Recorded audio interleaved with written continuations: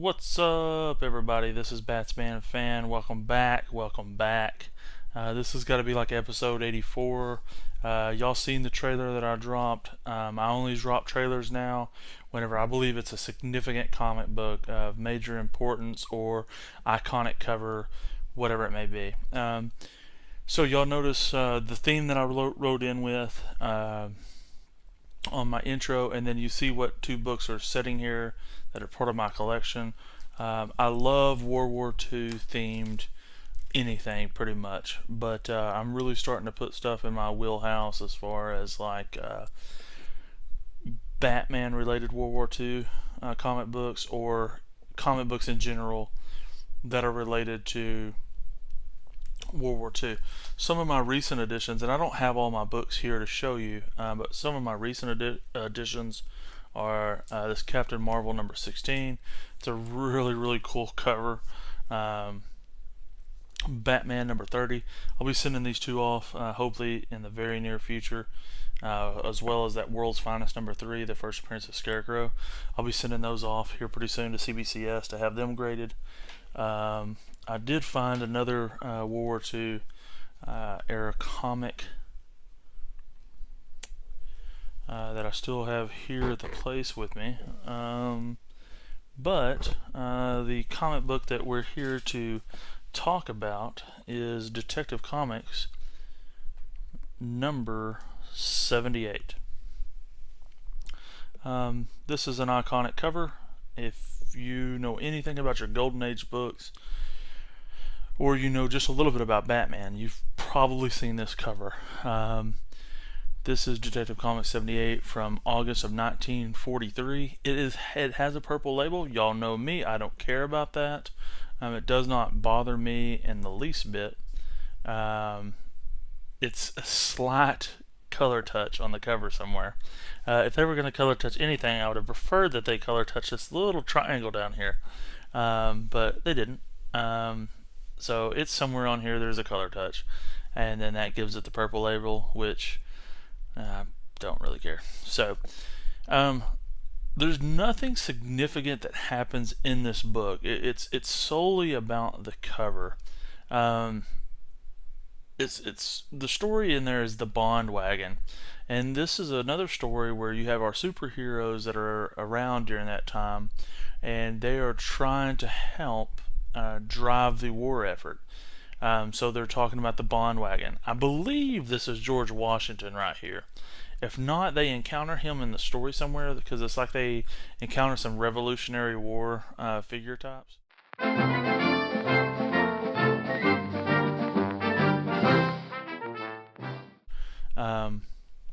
But I believe George Washington is in the story, and this might be him on the cover as well. But there were numerous war or bond drives during World War II. I believe there was 7, like the 7th War Loan or something like that. There was like 7 different ones that spanned over the years of World War II. For all intents and purposes, World War II started in 1939, whenever the Germans invaded Pearl Harbor.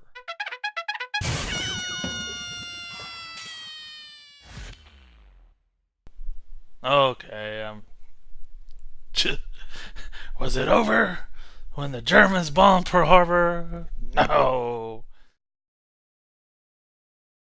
But whenever the Germans invaded Poland in 1939, that's what jump-started World War II for, especially like the European part of it and the world as far as what's not going on in the United States. That was the tipping point. That was the jump-off point, is whenever Germany invaded. For us, our major dates, is December of 41, whenever the Japanese invaded or bombed Pearl Harbor. They didn't invade, they bombed Pearl Harbor. And then 1944 is June 6th of 1944 is when you see the Americans. We have D-Day that day. We invade the beaches at Normandy. So in my intro, you saw numerous news clippings pictures, stuff like that. So let me tell you a little bit about what was going on at this time. This book came out in August of 43, or it would have been time to pull it off the shelf at that time. So what was going on in June, July, August of that year? So you've got Mussolini, who is arrested at that time. You have JFK, his boat that he was in, it was rammed and it sank. You have Churchill and Roosevelt getting together to get the Quebec Treaty, I believe is what it was called. You also have there was a liquidation at Auschwitz in which 2,000 and something Romanians were gassed. You also have the first of, I believe it was two events, where Patton slaps a soldier that had PTSD, or it might have been referred to as shell shock back then. I'm not sure they exactly knew what was going on back then. They knew it wasn't PTSD, or they didn't know about PTSD at that time. I think they referred to it as shell shock. But that's some of the stuff that was going on at that time during World War II. So, comic books were obviously a big deal and part of the propaganda, and also helping drive this, drive the war effort and push bonds and push stuff to help fuel the war effort. Let's take a closer look at the cover and then also the back cover as well.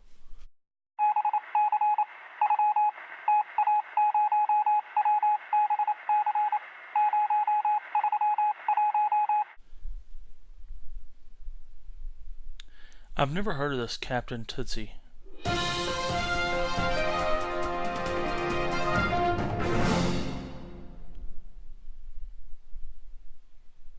So that's a new one for me. I'd never heard of Captain Tootsie, but you saw the small, comic, if you will, back there in the back as well. So just a really cool book. It does have Joe Simon and Jack Kirby art and story in here as well.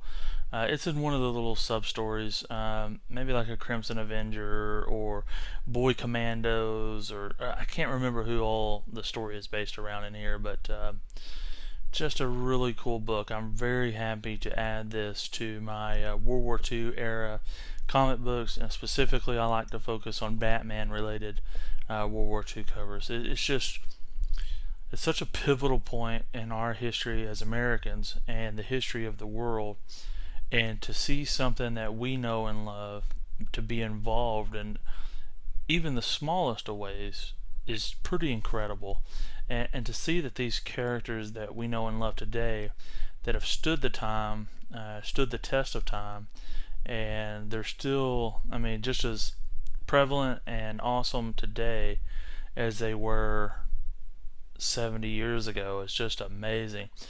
I would really like to know the story of who all had these books before I had them. It would be amazing to know that.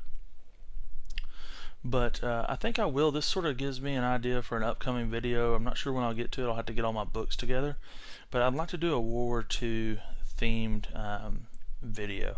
I have a really, really cool, really super cool comic book that was specifically made for World War II that I'd like to show again. But anyways, I just want to thank y'all very much for sticking around and listening.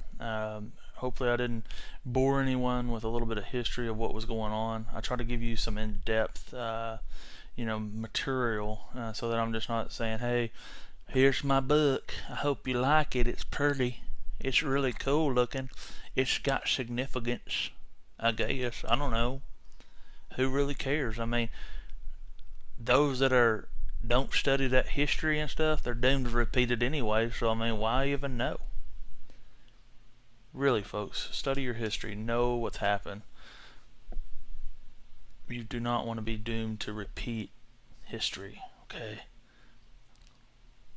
Read some books.